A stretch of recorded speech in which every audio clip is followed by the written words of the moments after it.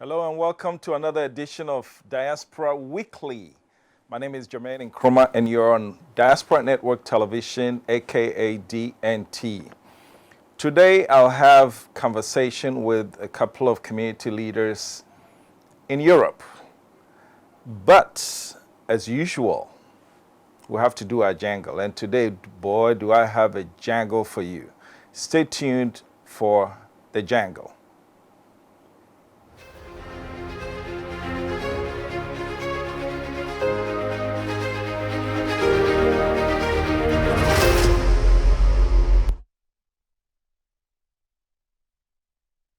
Okay, where you are now, are you more affected by federal regulations or local regulations? More by local, because in Dallas County now, their laws, every county is doing their own thing according to the needs of the city. Like in Dallas County, the numbers have been racing. We've had close to like 2,066 cases in the last few weeks. So because of that, they had extended the lockdown from end of March to end of April. So for almost a month now, everyone has been indoors. And starting tomorrow, we're going to be mandated to wear masks to every essential place we go to. And if you could be fined. So it's getting really serious here in America.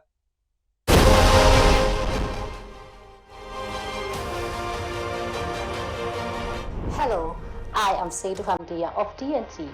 Please join us.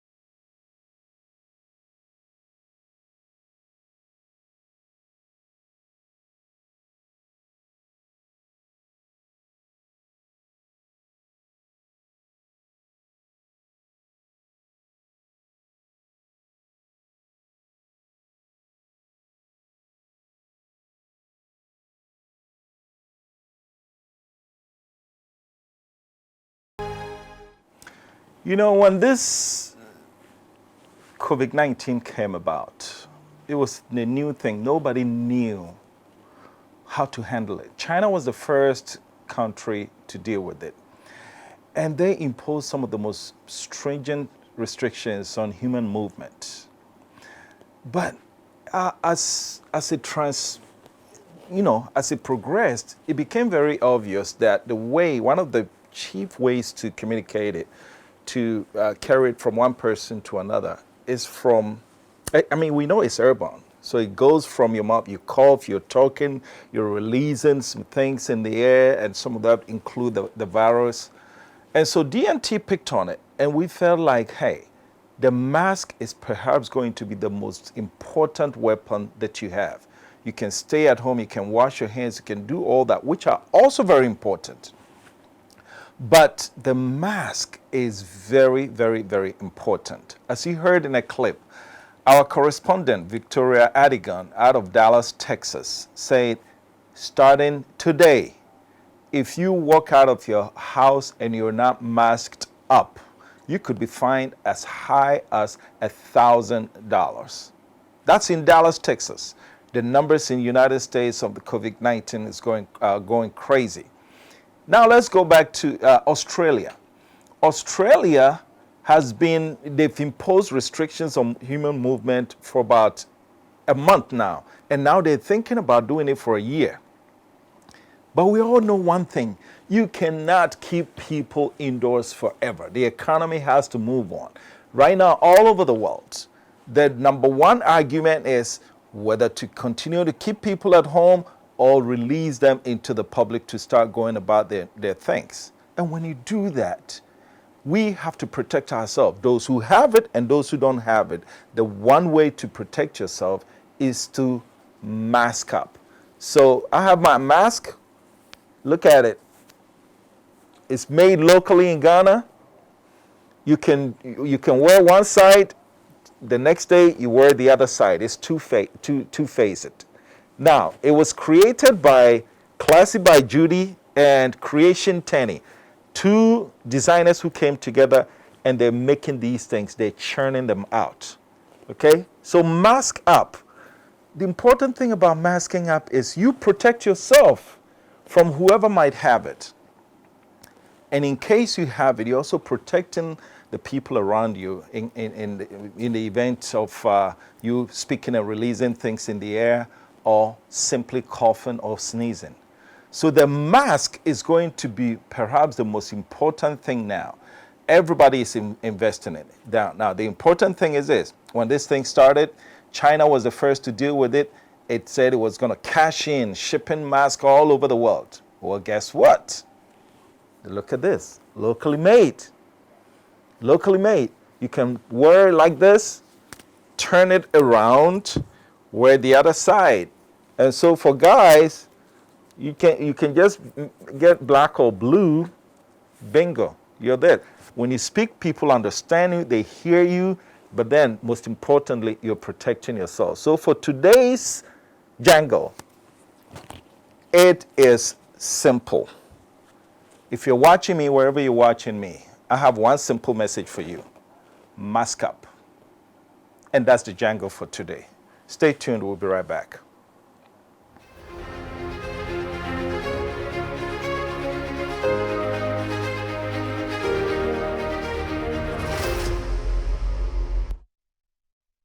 As the national regulator of the communications industry in Ghana, the National Communications Authority seeks to ensure an environment that is safe and fair for consumers and service providers. NCA grants licenses and authorizations for operation of communication systems and services, develops guidelines to streamline communication activities, establish and monitor quality of service indicators for operators and service providers. NCA is in 8 regions: Nkrumah, Tamale, Takoradi, Kumasi, Ho, Koforidua, Sunyani, and Bolgatanga. Do you have unresolved complaints with your service providers? Contact us on 0800110662, 0307011419 between the hours of 8 o'clock a.m. and 5 o'clock p.m. from Monday to Friday, or visit our website at www.nca.org.gh and follow the procedure for filing a complaint or submitting enquiry. National Communications Authority. Communications for development. Are you a studio apartment in Accra? Why not come to Wadi for a spacious 2-bedroom apartment at Alphabet City, our brand new gated community situated right on top of the serene Sakomano Lagoon. Feeling like splashing a little? Check out our exclusive all-detached house gated community, the Jaden Symphonic next door. Sizes ranged from cozy 3 bedrooms to luxurious 5 bedrooms. We at Waleed are committed to provide you with the best building quality and value for money. In fact, we are the proud recipient of 2019's Quality Property Firm Award. Just like our homes, our payment terms focus on your need. Choose from installment up to 24 months or take advantage of mortgage up to 20 years. At Waylead, we build home for you. Call us now at 0240-111119 or 0504-499999 to secure your dream home now.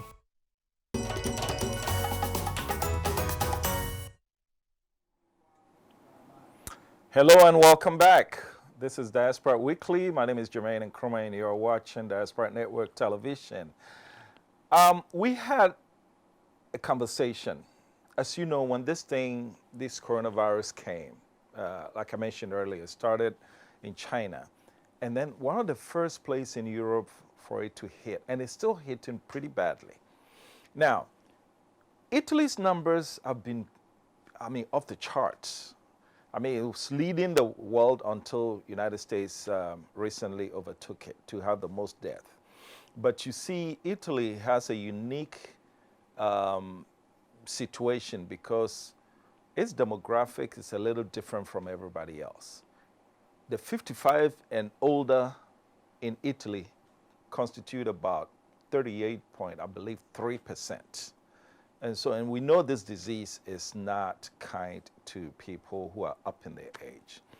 And so Diaspora Network Television, we're all about finding out what's going on within the Ghanaian and African community all around the world So we figured if this coronavirus is running wild in Italy, who best to talk to than a community leader named Victor Teria Boahen? So we had a conversation with him, and here's what transpired. Please watch this.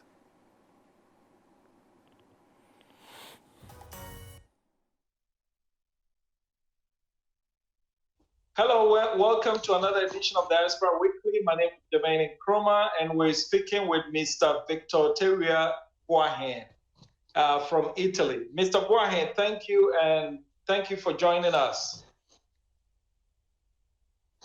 Thank you, Twin. You're welcome. Where are you speaking from? I'm speaking from Modena, Italy, the region of Emilia-Romagna. Modena, Italy. Italy. Okay, Yes. all right.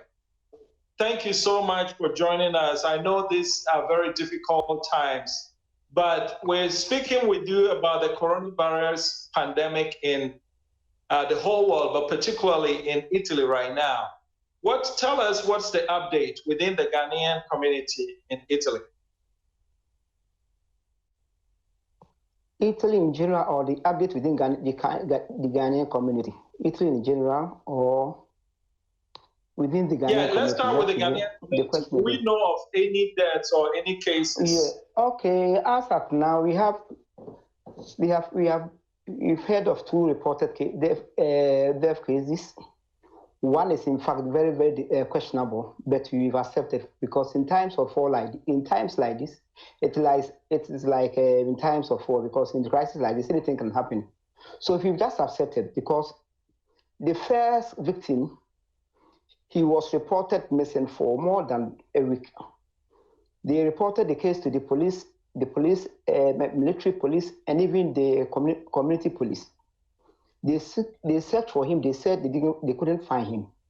They even called with various hospitals, including Bologna, which is the regional capital. That place, they said they haven't seen him there. He's not there. According to my information, about a week later, they called them and told them that the man is dead of coronavirus. What is a little bit surprising is that the man died in a house where he was living with about 4 or 5 people. They have workers then come there even to check those who were there or control that place. Or do anything that was to let us know that yes, something like that sort has happened. All that they told them is that the funeral agent will bring coffin, and you allow you to bury him, but you allow you to open the coffin. That's all. So it is very, very questionable the way that they did, comparing to the other victims. So people are questioning, but in times of like this, you can't do anything. So we have just accepted. And the other one is called Emmanuel. His name was Emmanuel. Do you have the last name for us? The last name, okay, I have it. Now check it and send it to you later on. Okay. Tell us a bit about the Ghanaian community, how you are organized normally, even before this coronavirus came. And if you can put your hands down a little bit, I think your hands are entering into the frame. Okay. Yes. Okay. Officially, according to the stats of the Ghana embassy, the Ghanaians registered at the embassy, we are 60,000. But far more than that, because a lot of people know that when they enter into the country, they don't report themselves to the authorities and the authorities there. So we are more than that. So you said 50,000, that's in 50, right? 60 officially. Okay. More than that. All of Italy is 60. Okay. But we more than 200,000 Ghanaians here. We are more than 200,000 Ghanaians here in Italy. Yes, we are more than that. More than 200,000. But we know that. And which city has the most Ghanaians? As for this, I can't say precisely, but I think if you go to Palermo, we have Ghanaians there, because I used to go to Palermo, which is more than 1,300 kilometers away from where I live. And also Napoli. In fact, Napoli, I've never been there, but I know that there are a lot of Ghanaians there. And also some Ghanaians come here with different identity, you know that, because when they come, they enter as refugees. So at times they different identities. Yes. Okay. All right. So, how are you organized? Do you have like Ghana Association in every city, yes, or you have one for we have that. Yes, we have various organizations like the Ghana Association. We have the traditional chiefs and queens. We have the Association of Churches. Okay. We have the Ghana Adangwes. We have the Asantemenko and others. So we have, and they have all come together to form one under one umbrella called Cognac. Under one umbrella called Cognac, yes. Is that for the whole of Italy, or is it city by city? For the whole of Italy. Okay. And so that Cognac is the official organization that represents over 60,000 officially, and about 200,000 Ghanaians in Italy, right? Yes. But the other associates also have registered under the Ghana embassy, so it is recognized. But they have all come and form one under one umbrella called Cognac.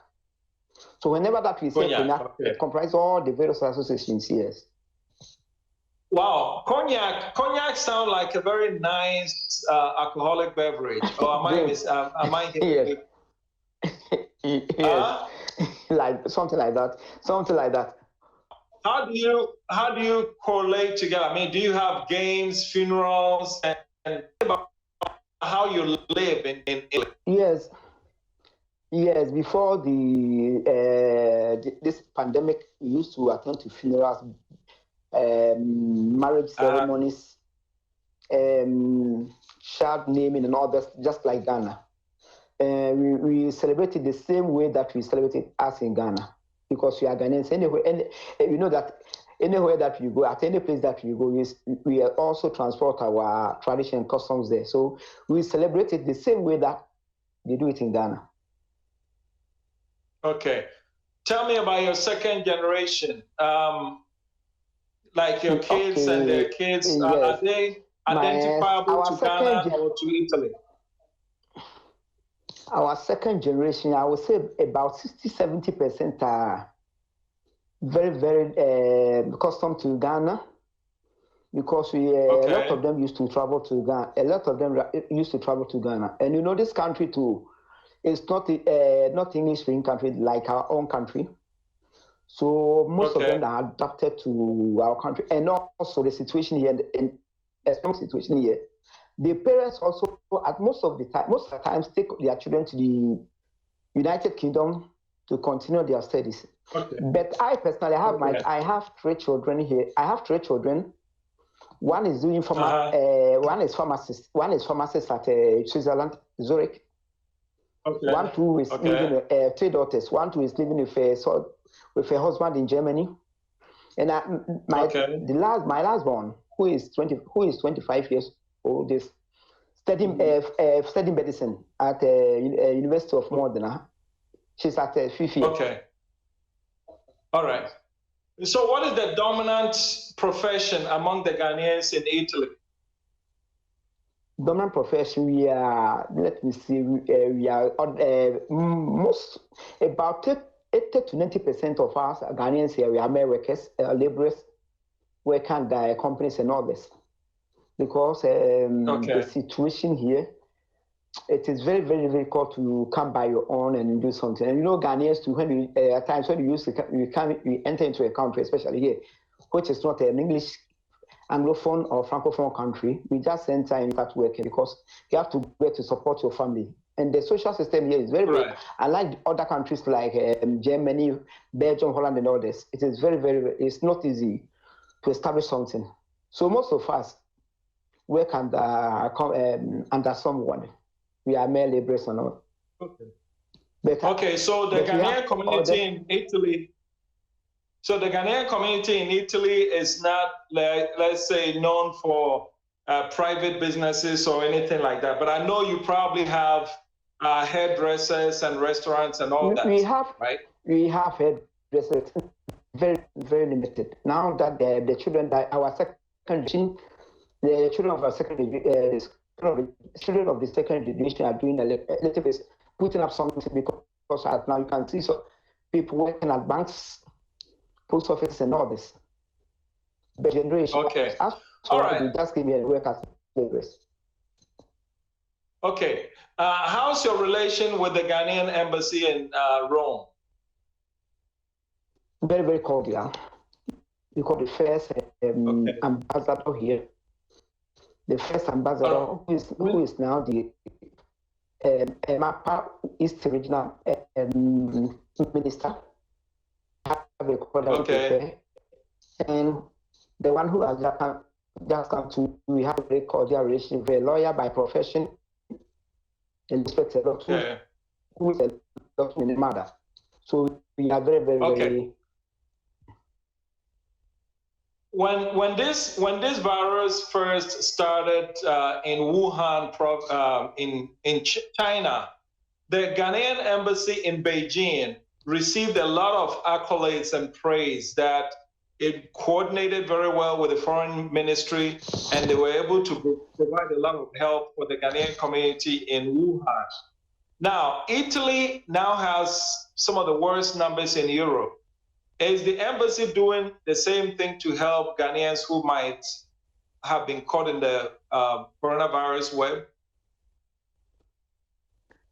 As at now, I've not been in contact with her as at now because I know she may have in her house.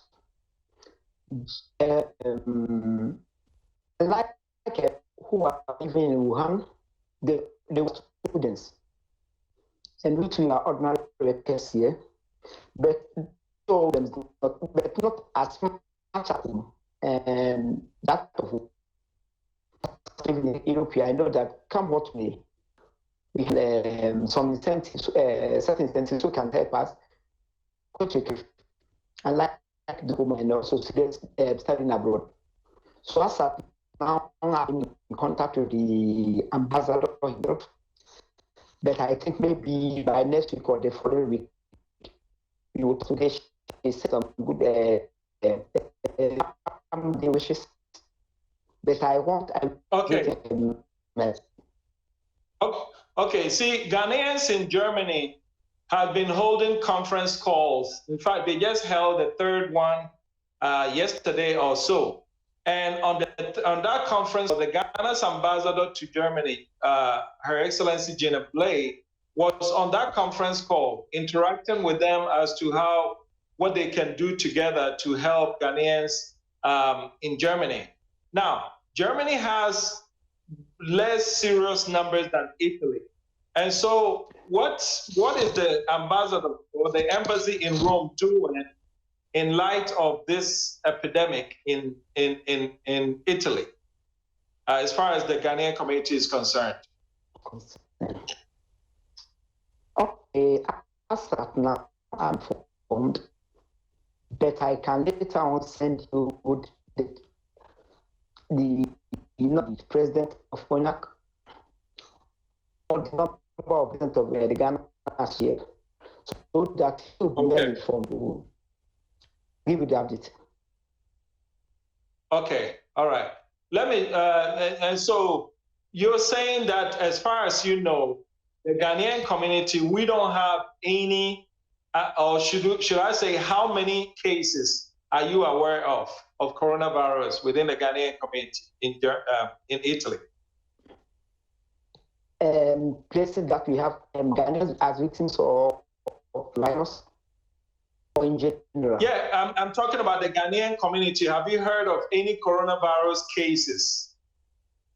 Only the two that first, as anyone again.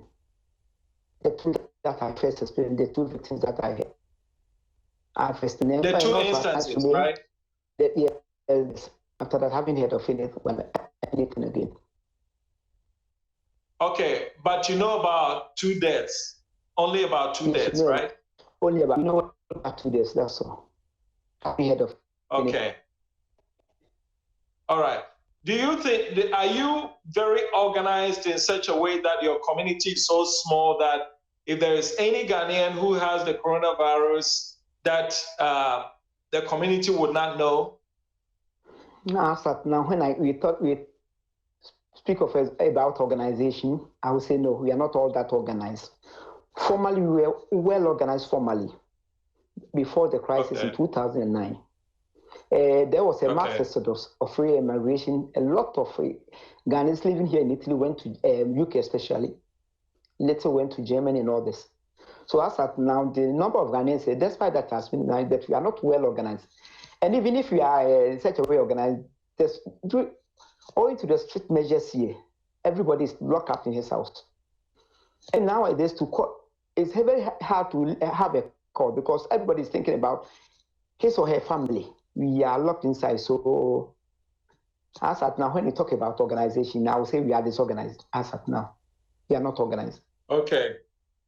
Wow. Italy has 128,948 cases and about 15,887 deaths, according to the Worldometer. By far, Italy has more coronavirus deaths than any country on the planet. What do you think is the cause of that? Is it why? Okay, it is not a unique problem. I would say to my imagination and to my thinking too, we have several factors leading to this. First of all, Italy and China, Wuhan, Italy and China. When you say China, you know that was where we first. That was the place where the virus started. Italy and China in Africa, here in Europe, Italy has the highest number of planes going to and from Italy and China. Oh, and really? They are in contact. Oh, yes, it's a fact. The highest number of airlines that goes to and from China.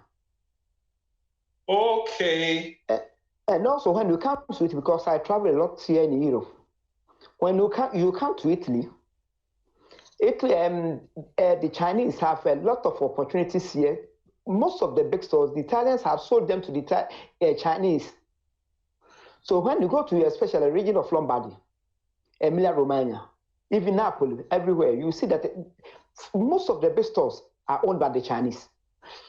Unlike that of when you go to Belgium, Holland, Germany, most of the stores, you will see, when you see the Chinese, all that you've been doing is that Chinese restaurants. But here in Italy, most of the stores are owned by the Chinese, even the cafe bars. About 80% of the cafe bars in Italy here are owned by the Chinese. That's one factor. So you see that when this problem started, you see that people will be coming with the virus, testing positive, but we may not know. And also the Chinese will be entering with the same problem. But before the authorities knew about it, it has already spread all over. That's one factor. Okay. The second factor too is Italy in general is a tourist state. When you talk about that's yes, Rome, Milan, Modena, Venezia, Padova. That's, when you say Venezia is Venice, Padova is Padua. In English, we have Assisi, we have Florence. That's so it's an ancient country. So there's it promotes a lot of tourism. So people come here, and there are a lot of visitors that comes into this country. With this too, some will be entering with the same virus, which the authorities may not know. Okay. Again. So are you telling me? Are you telling me now? I'm sorry. Go ahead, please. Another factor too is about the 51 or 52 people that in the cruise ship that the government brought in. Though when they came, they tested them with the temperature. Maybe it will be normal. But after that, what happened next? We don't know. Before we knew that because Italy, before the authorities knew that it was almost spread everywhere. That was one thing. That is the main problem here. So we have several factors leading to this. But this, to me, this is most of the important factors that Okay. our situation here. So now. are you telling me that Italy has a larger representation of the Chinese people than maybe the rest of Europe? All right, European. And you say there are more flights. You say there are more flights between Italy and China than Italy and China, any others. Yes. That in Europe, yes, it's a factor. Oh wow! Do we know that for a fact, based on numbers or just your assumption? Not my assumption. But I took my fact from Ryan News 24. You took your fact from where? News 24 about mountain. Okay, all right, very good. We also know that Italy has one of the oldest points in Europe. 38.4% of the population is 55 or older. Do you see that on the street? I was coming there too. I forgot that one. Yes, it is the one of the countries that have the people. Some have even 267 and others. So all day two is factors. Okay. What about the healthcare system? Is that playing a role? Okay, the health here in Italy compared to most of the European countries is okay. Okay. As for healthcare system, it's very, very, very because the healthcare system, when you compare to most of the European countries, I would say Italy, because even our brothers that migrated to Britain, they used to come in whenever they are, even they have private doctors here, they used to come here. So compared to most European countries, the healthcare system is very, very far better. What about the welfare system? In other words, immigrants who live in Italy, do they have access to healthcare? Easy access? Yes, everybody. I quite remember in 2000 I quite remember in 2000, I think 2001 or 2002. Then the one of the opposition leaders who during that time. Was the prime minister. Umberto Bossi said it was not 2001.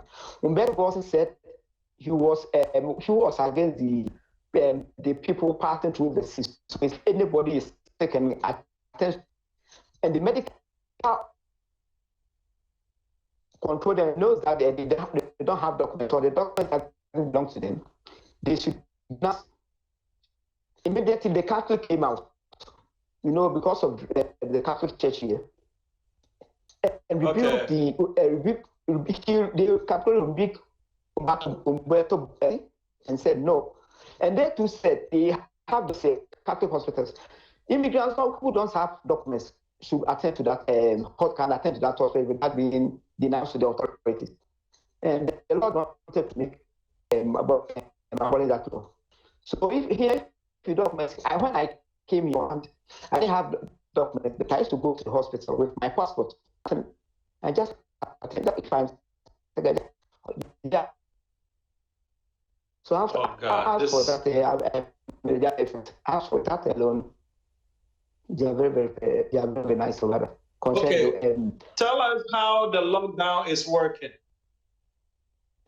Okay, the lockdown, it is 12 strict laws. Unlike back in Ghana, you have to get whenever that you want to go out, because you have to when you want to, if you want, it's not, we are locked up. Some exceptions. One wants to go to the pharmacy. When you want to attend to the hospital, which is urgent. When you want to go and do your supply, the essential business, then you are always. You have an essential worker. If at the extent the head of the company or your head will give a letter with a letter, your name, your address, your identification on your ID card or passport, anything that you represent, you present must come on the letter. Where the destination of your work, where you work, the address of where the work is designated. From your house to that place, the time that you used to go to, you start work. Say if you start at 8 o'clock and you use about 30 minutes to go to work, and if you are caught around 5 o'clock, they know automatically they will tell you that you will take 30 minutes to go to work. How can you, and you start at 8 o'clock? So you can't tell the police officer that you are going to work at 5 o'clock. And for example, if you close at 5 o'clock and you use 30 minutes to go home and you are caught around 9 o'clock, it means that you have flouted the law. So when you are caught, what would they do to you? And even when but what would they do to you?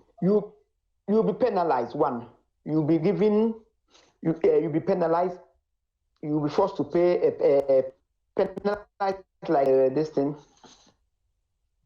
You'll be forced to, you'll be fined either by 400 euros, 500, even to 5,000 euros. Or it will also depend on the officer because it is a spot fine. So maybe he will look. Okay.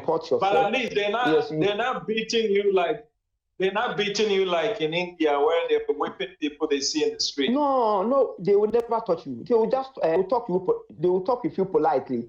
Tell why you are being fined. Okay. What you've done because you did what you've done that you deserve that fine. And if you deserve to be also take to sent to the law court, they will send you to the law court. You appear before the court. But they will talk to you politely. Tell you we saw some video. Go ahead, please. And tell the offense that you've committed. So you see, I like the third world countries here. The law works. The law works. Okay. Yes. Well, recently we saw videos of older people being bundled up and thrown in vans. Was that in Italy or it was not in Italy? It is not in Italy because the language that we were speaking was Spanish. So in Spain. It was a Spanish language, yes. I think. How are they taking care of the old in Italy? All are fed. It is hearsay that when you are more than it's hearsay, but it is true.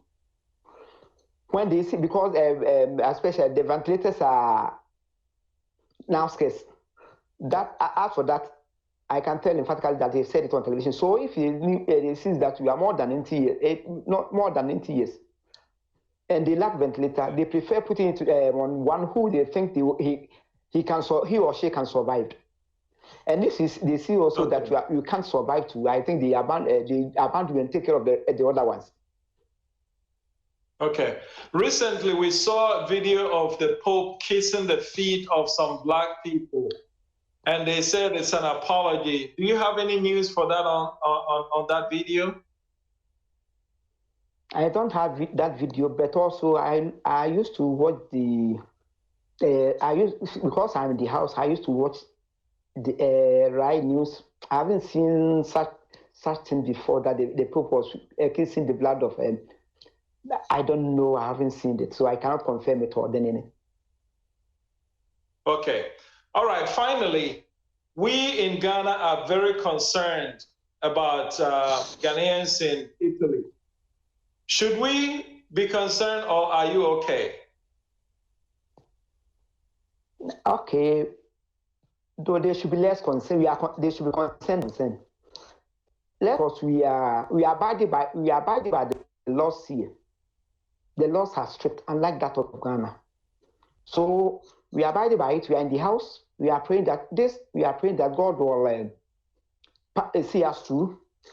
But we too are concerned over the situation back home, because the news that we are having here tell us that most of our youth, especially the youth, are not abiding by the laws that have been given them by the authorities, which is very, very alarming. Which is very, very, very, very, very alarming. So we are rather concerned about the situation back home. We are very, very concerned. Okay. Well, so, I think I can tell you on authority. I can tell you on authority that DNT, we've taken our cameras and we've gone on the road to monitor the enforcement of the lockdown. And we can report that for the most part, the public is complying. Of course, you see one or two people who are stopped, but the police have checkpoints at every unauthorized place. They keep moving the checkpoint, so you can't elude them. So that portion is good.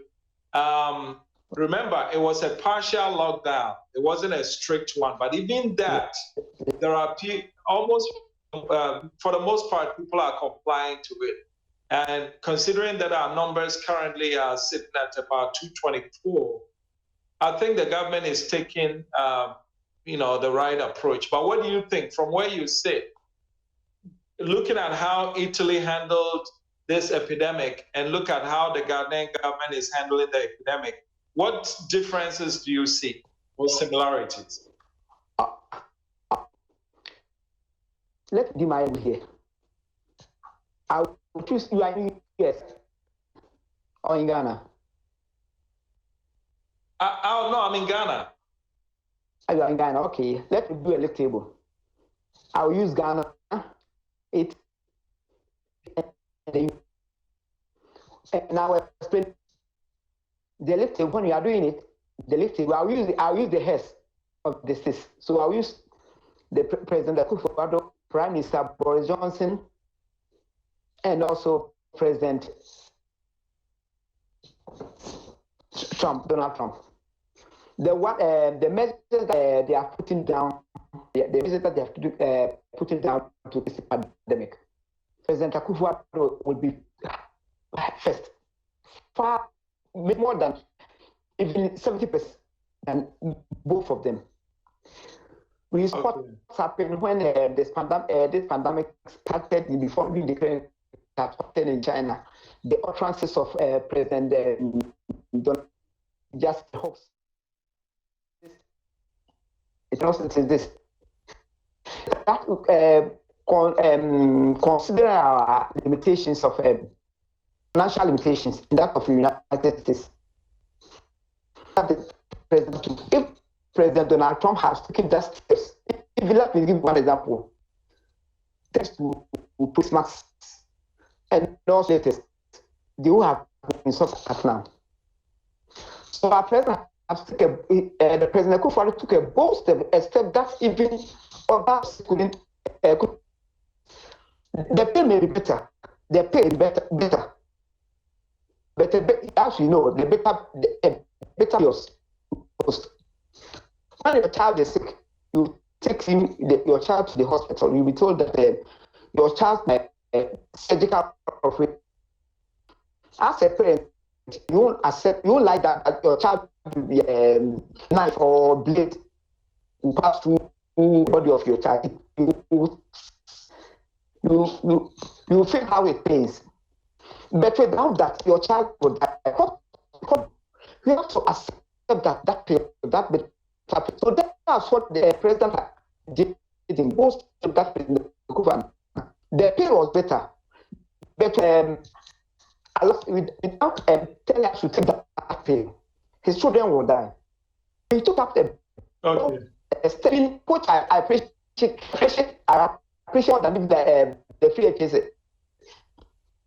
I appreciate this free senior high school that he got. One of the most that the president has taken. I appreciate most. Okay. All right, very good. We want to thank you so much for taking the time to talk to us. Okay, before I end, one thing. My fellow Ghanaians, my children, my mothers and fathers and all, everybody, that they should do this pandemic. It's very, very, very serious. Though they shouldn't be afraid, they should look at when they are right. When at the root or the law giving them the head authorities of Ghana, they would never be contaminated with this. And also,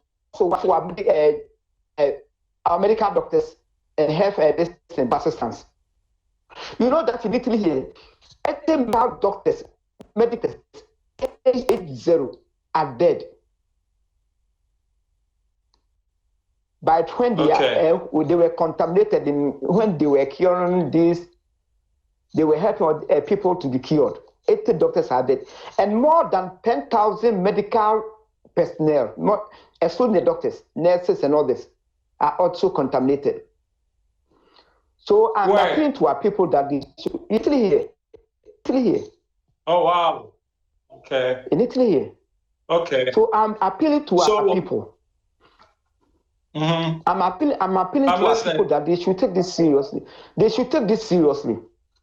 They shouldn't think about themselves alone. They should think about others. Because when it contaminates you, you can contaminate more than 50 people, 100 people. Think about your think about the children that you brought on this earth. You have you have this thing to take care of them. And if you play a careless role and you die, who will take care of these children, your wife or husband? It looks like the line is getting very bad. Okay, because we have this thing this morning. Excuse me to say, because we have a air trauma this morning at 10:10 in the morning. It shook us a lot. You know that this place is a safe zone. Okay. So today at 10:10, at 10 minutes past this morning, it shook here also. Our lines, we are having problems with it. So Okay. So I greet everybody in Ghana. I give the health authorities. They have taken a bold step. They ask that now they are our soldiers on the war front. I also greet our president and his ministers and the able ministers and everybody. And everybody. And you too, I greet you, send my greetings to everybody in Ghana. And I know that the Lord will pass us. Thank you so much. Thank you so much. And we hope we'll be able to count on you when the situation changes within the Ghanaian community in Italy. Okay. And as at now, let me give you the final lesson. By this, the measures that the government put down today, they have just now they have said that it is positive. Now you know that today we have only 525 deaths for which is the lowest in 2 weeks. So the measures that the government has taken, that it has now having some positive effects.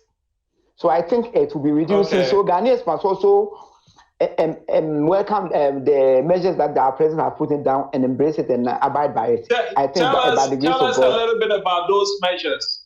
Tell us a little bit about those measures that has reduced the deaths. The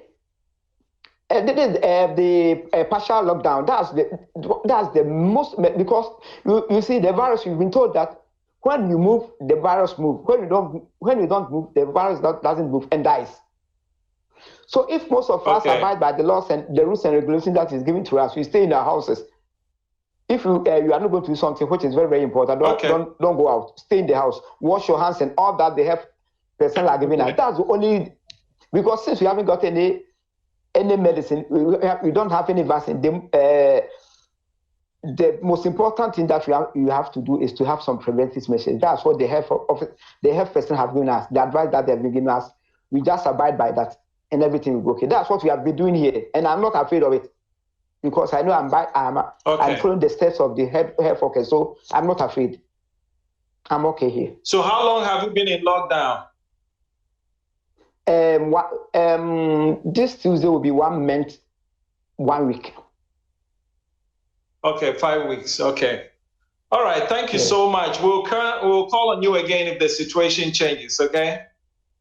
Okay. By the grace of God, will change very soon. We've been talking to Mr. Victor Teria Boahene out of Italy.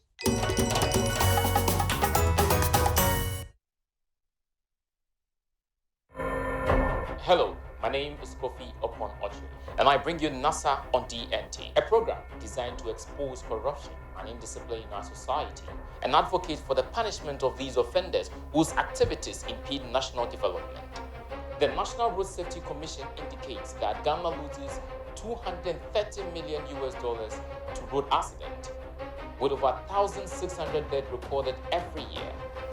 In 2018, Stride report indicated that Ghana loses 13.5 billion Ghana cedis to corruption, And United Nations Children's Fund UNICEF has also stated that Ghana loses $290 million to poor sanitation alone. This is not right. So make a date with me, and together let's name and shame the offenders of the law. NASA, see something, say something. DNT Newsroom brings you 30 minutes of the most topical, fact-based, and up-to-date news from Ghana and around the world. Politics, business, sports, and news from the diaspora, all covered in this comprehensive bulletin. If it matters, DNT Newsroom will have it covered.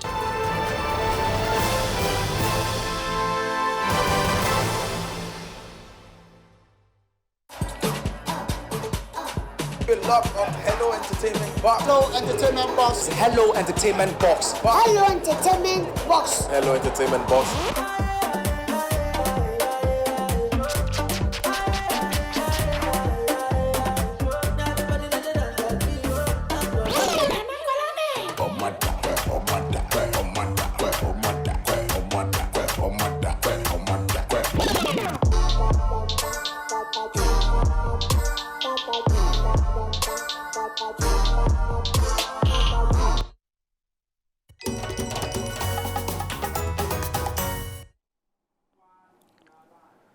Fascinating conversation with Nana Victor Teria Boahen out of Modena, Italy.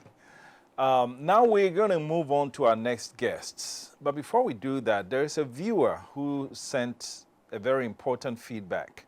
When I first made my submission about turning this mask inside out, I did not specify that you cannot do that right away. And he's right. If you wear this side, whatever virus may have accumulated is on this side. So you cannot turn it up and wear the other side right away. What I was alluding to is that it's two-sided, which means today, if you wear this side, the next day, after you've washed it in soapy water and you've ironed it, and we know the heat is going to kill any virus that's in there. Only after you've washed it and ironed it that you are free to now turn the other side and wear it. So what I said earlier about turning it inside out and wearing it, I needed to clarify. So I would really want to thank Theophilus, our viewer, for correcting, pointing that out to us. The next thing that I want to address to is there's a new study that came from Johns Hopkins University. Very important stuff.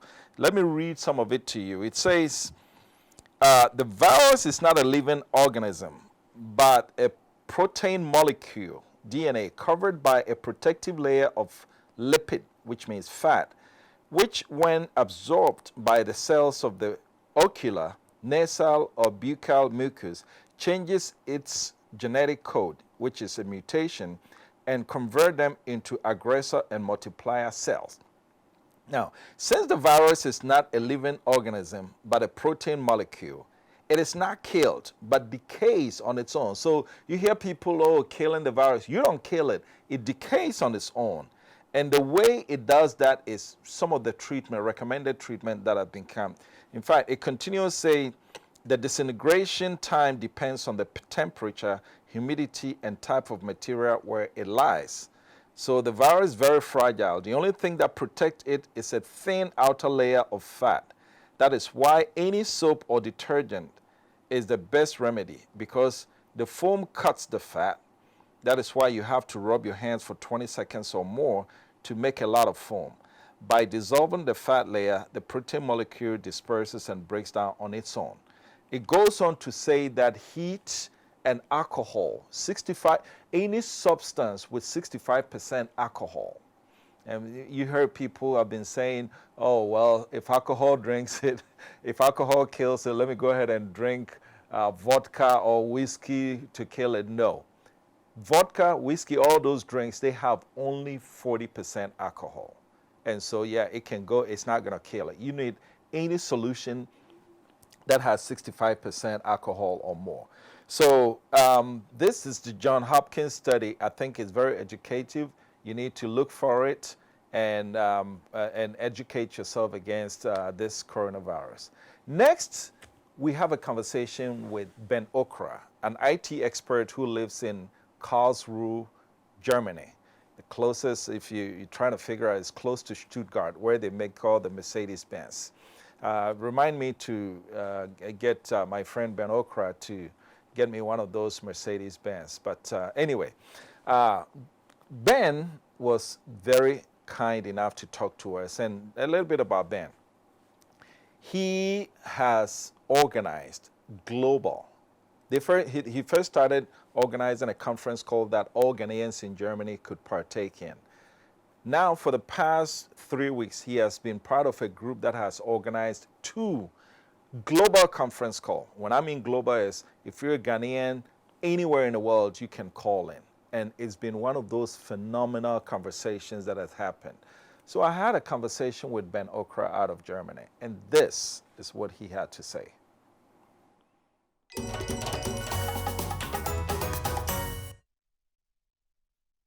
Viewers, welcome to DNT, our correspondent with a member of our global correspondent, Ben Okra, in Germany. Welcome, Ben. Thank you. How are you? You guys are really, really doing well. In fact, of all the countries in the world, it looks like Ghanaians in Germany are the only ones who are very, very active in terms of organizing to figure out what you can do to attack this COVID-19. Tell us about your most recent conference call. Yeah, we had that's our 3rd conference call. That was yesterday, 4th April, in the evening between 7 and 9:30. And we had the opportunity to have the ambassador for Ghana ambassador in Germany in our midst, Helen Jinable. She gave us updates on High Commission is doing regarding people who had visas that they were not able to use. Okay. To press management and also support that we can give to individuals, the Ghanaians or our compatriots who are needy or those who are undocumented and they need some sort of financial support during this time. And our target is to have 0 case within the Ghanaian community. So we're constantly reaching out to our members to make sure we stay safe, follow the regulations or the rules set up by the authorities, and then limit our exposure as much as possible. Okay. So first off, any cases or any deaths within the Ghanaian community in the entire Germany that you know of? No, at the moment, there is no case. We had a meeting today from almost about 52 cities, and there was no case reported. The ambassador also confirmed that there is no reported case from their side as well. So far, we can say there is no case in the Ghanaian community.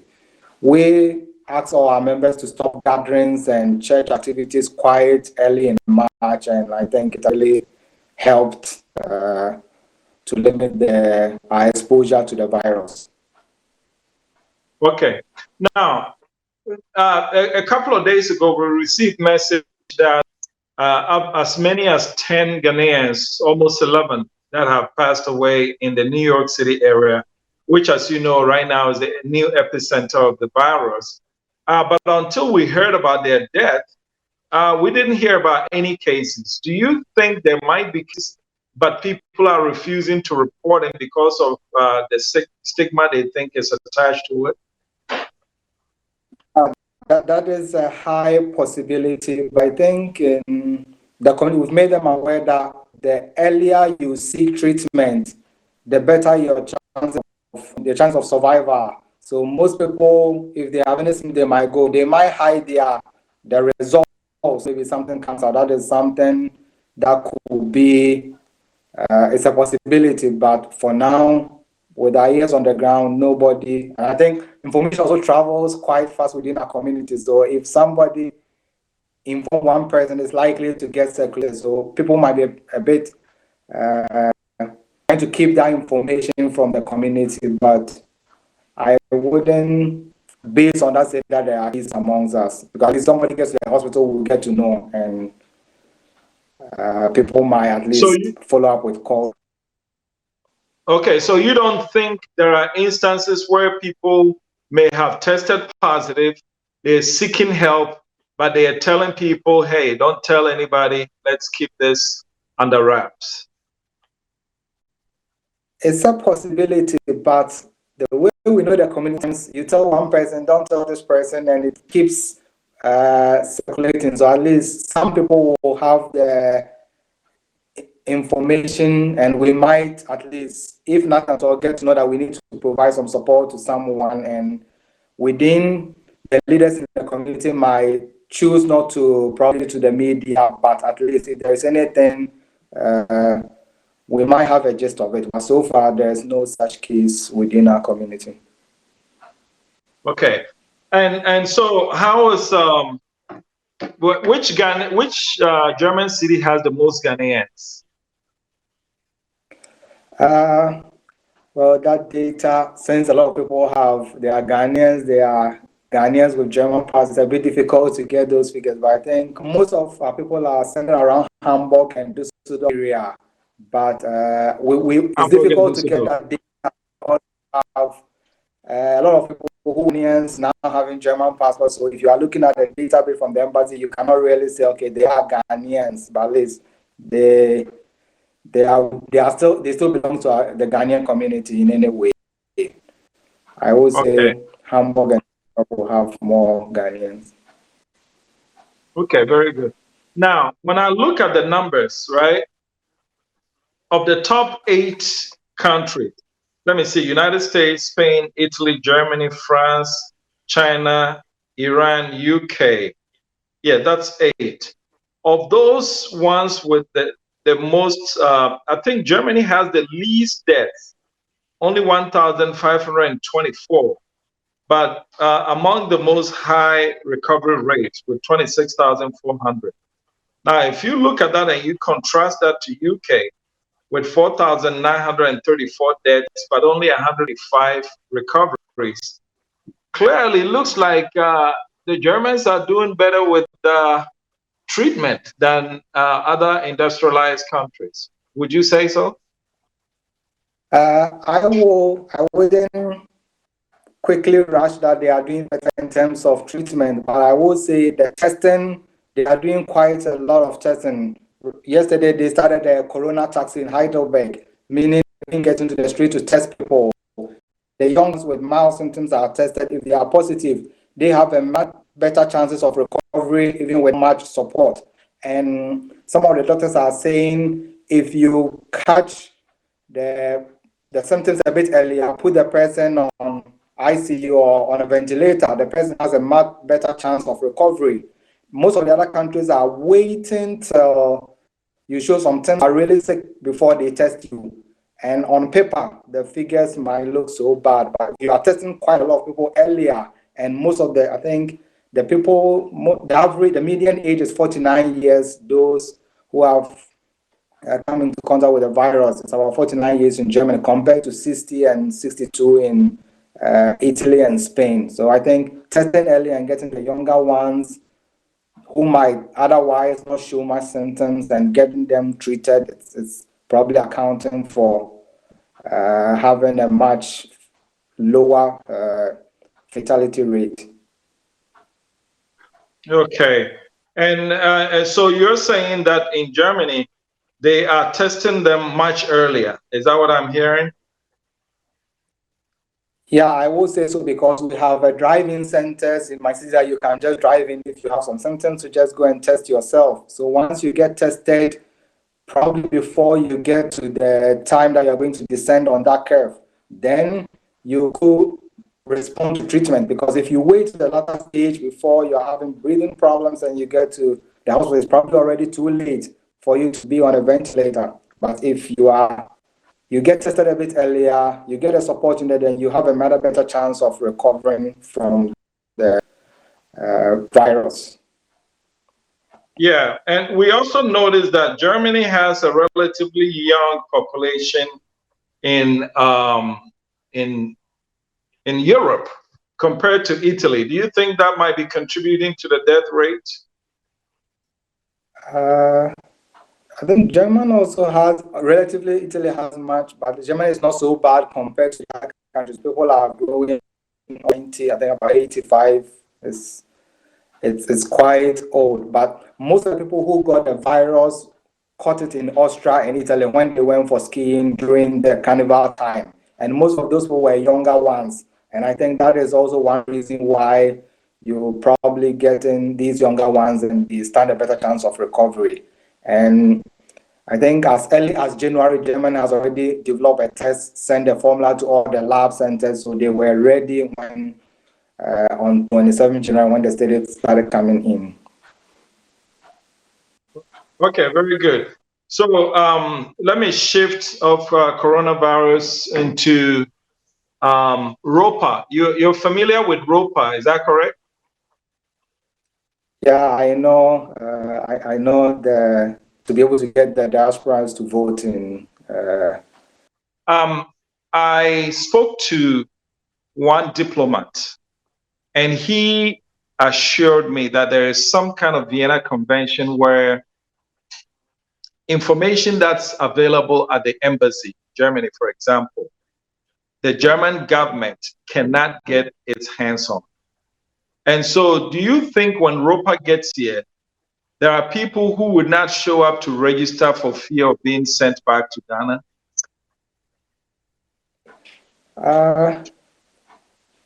That is I would say it's a challenge for now because people have different way of looking at things, and there are people who might not really be much concerned about the implementation of it, but the people who are keen in following politics in Ghana might be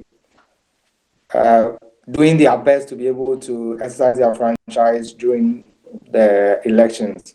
But I wouldn't say in general people will be scared, because at least those who have their permit to stay here will definitely, if it's not costing them so much, because we have most of these are quiet from the embassy, and when things are not really implemented in a much seamless way, that is a bit not so much cost involved, then people will definitely show up to vote when the time comes. What about your second generation? Are they inclined to Ghana more or inclined to Germany? I would say they are more inclined to, I would say 50-50, because most of them, when we do organized program, you see all the kids around and they meet other kids, and most of them can speak the language as well. So they have a sense of belonging to the Ghanaian community. And even those who are probably the first generations, they are also doing their best to find a way to learn the language. We had a program last year that people who are already in their 30s, that they never had the opportunity to learn the language, are now trying to get others to help them to learn some basic Ghanaian languages as well. So I think they're following things in Ghana and as well also follow what goes on in Germany. Okay. Well, so the language, in terms of assimilating into the general mainstream German society, back in the States, it's English, so it's easy. In Germany, do you guys, is language a bit of a problem within the Ghanaian community? Yeah. Let me rephrase that. As far as the older generation, because, it's much more difficult to learn a language when you're older. And I know that the Ghanaian population in Germany is relatively old. I will say the language is a barrier to a lot of people, and maybe because of the language, they are not able to take up jobs that they otherwise would have loved to. Some of us came to study here, we studied in English, and we still don't have command over the language. But when we have to communicate, do a presentation in German, we might be able to do it. But the younger ones don't have a problem. But those of us who came to study or those of here at a time have a bit of challenge with the language. But in all, most of the unions are people who are reading the language and they try to pass on information and explain them in the various languages for others to follow through.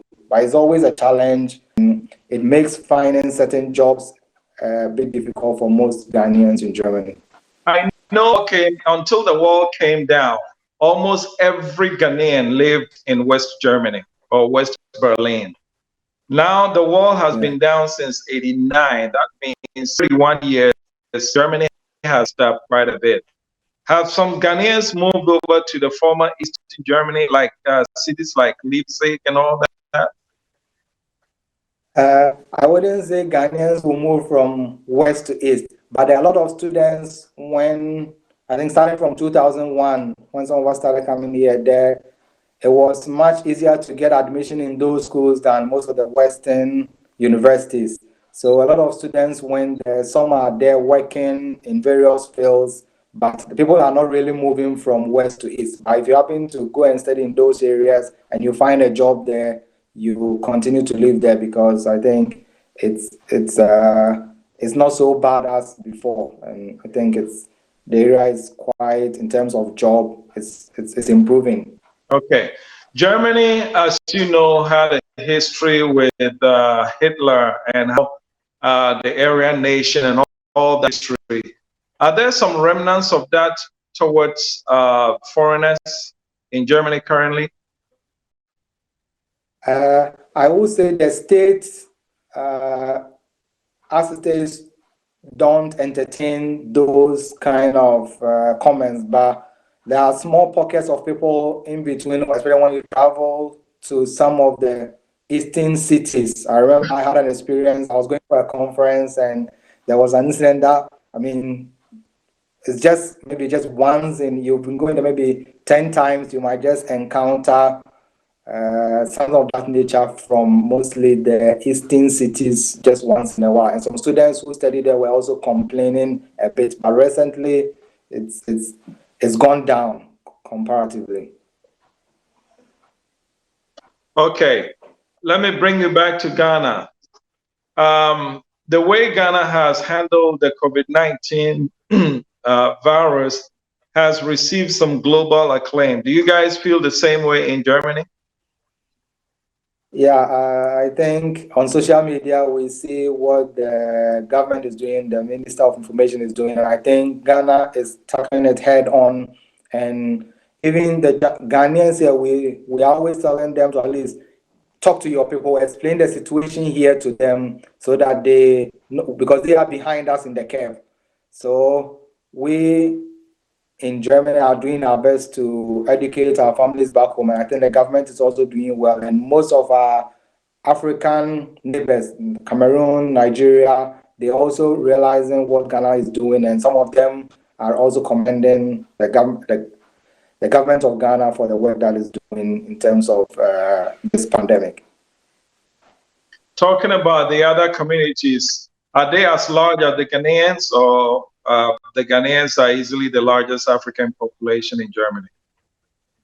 I wouldn't say Ghanaian. In my city in particular, I would say Cameroonians are more than the Ghanaians here. They outnumber us. There are a lot of, most of them came to start their university studies here, and there are a lot of them here at top positions. And I think Cameroonians and some of the Nigerians outnumber some of the Ghanaians in other cities. But if you take Saarbrücken and maybe some of those other cities, then you say the majority of the Africans will also be Ghanaians.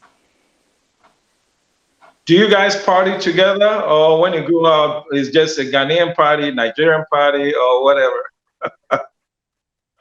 I will take my city, for example. We have a yearly program where we organize football together between the various African countries, sponsored by the city a little bit, and then we come together and have those activities. And sometimes you have friends cutting across and have a program, then you extend an invitation to them.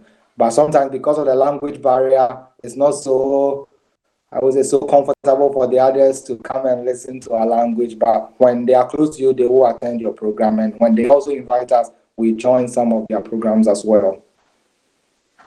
And he said, who sponsored that, the soccer competition? There is a African Union here, and then the state also, they apply through the state and get some subsidy from the state in terms of the place for it and some logistics to support these games when it happens on a yearly basis. And the individual groups also contribute something to get it, to go through it. And so who won the last competition? Please tell me it's Ghana, because if you guys allowed somebody else to beat you, we have a big problem with that. I would say the last competition could not really end because there were sometimes, I think a fight broke up along the way, and then they had to come to. Ben, initially it was going quite Ben, wait, be straight with me. I think the Ghanaian team got beat. You just don't want to admit it, right? No, we did. It's a point system, so it's like a kind of a league. So you need to get the points, and then you progress, not a knockouts kind of thing. So you play a couple of games, and then I think it was between Somalia and Ghana here, and that was when some badness started, and it was a bit not so safe for everybody. So unfortunately, last program we had to end it, but previously was going quite okay. Ghana has won it before, then Nigerian too has won it before, and that's how it's been. Very good. So what do you, I mean, like I mentioned, Germany's numbers are much, much better than their peers in Europe. But for those who don't drill down into the numbers, they think all of Europe is really, really having a hard time with this pandemic. What do you have to say to Ghanaians who have relatives in Germany who might be worried that they may not see those relatives again due to the coronavirus? Yeah, I will say they should not let their heart be troubled because the Ghanaian community, all the leaders, the church members, they've all agreed to stop their services right on time before things got worse, and everybody is trying to practice social distance, stay at home as much as possible. Those in essential services who have to go to work take the necessary precaution when they come back home, and we are constantly updating them on the new things that are coming up, the new measures they need to do. Currently, it's becoming that people need to start looking at masks when they have to go to shops, and we're trying to get those information across to them. So they should be rest assured that so long as we continue to do what we are doing, then we might out of this crisis on head. And the only part we're worried about is that after the corona crisis will be the financial crisis, and which might linger on for a year and a half. And that is the part we'll say they might need to understand not to put a bit of pressure. We know it will be difficult for them back home, but try to limit the pressure, the amount on the Ghanaians here, so that they could also not get stressed up, because if your stress goes up, your immune system goes down, and then any slight exposure, you might succumb to the virus. So that is what I will say to them. But so far, so good. And I think everybody understands the dangers. We're trying to talk people out of those conspiracy theories out there to really not say, oh, is this or this, and try to ignore the measures that are being put up there for the citizens or the nationals to follow. Very good. Ben Okra, thank you so much for joining us. And I have to say, you guys in Germany are really, really doing very well in terms of organizing yourself. So far, you've held your third conference call, which is participated in by Ghanaians from across Germany. I don't think I've seen that happen anywhere in the world. So keep up the good work and tell your fellow organizers that we really appreciate you. And we hope to be able to count on you again when something happens. Thank you. But one thing I would say is that we've also, I think, gradually the Diaspora, we have a meeting also where we get other countries to bring their reports, and then we tell them what we are doing in Germany so that they can also replicate it in their countries as well. And I think the next meeting is next week to also discuss the discussion we had in Germany and then put it out there for them as well. Okay, thank you very much. We'll count on you So again. Okay. All righty. Thank you. Bye-bye. Take care and goodbye. Okay.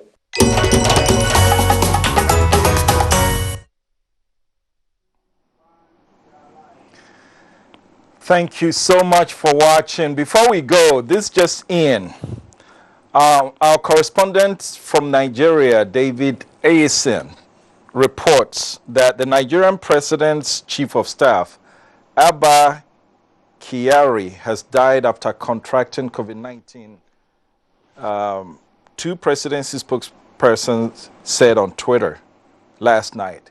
Kyari, who was in his 70s and had underlying health problems, including diabetes, was the top official aide to 77-year-old President Buhari and one of the most powerful men in the country.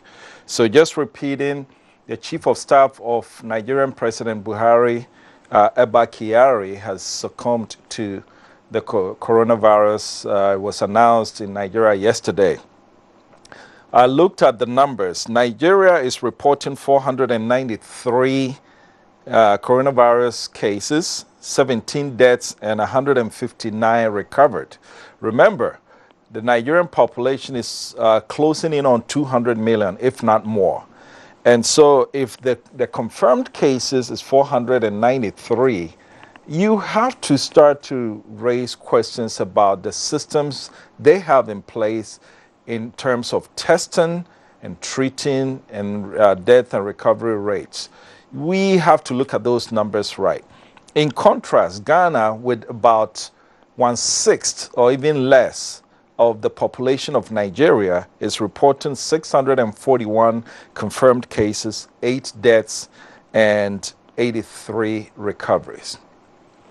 I'd like to extend special thanks to Mr. Victor Boahin out of Modena, Italy, and also my friend Ben Okra out of Karlsruhe, Germany, for providing us with information regarding coronavirus cases within their community and in general how their communities are organized.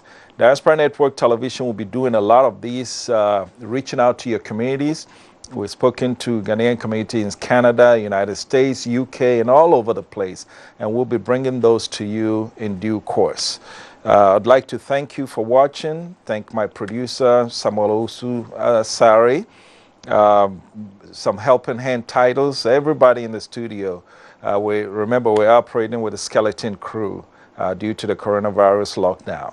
And by the way, recently, DNT is conducting a survey. I want you to go to Survey Monkey if you don't have the link to register your vote.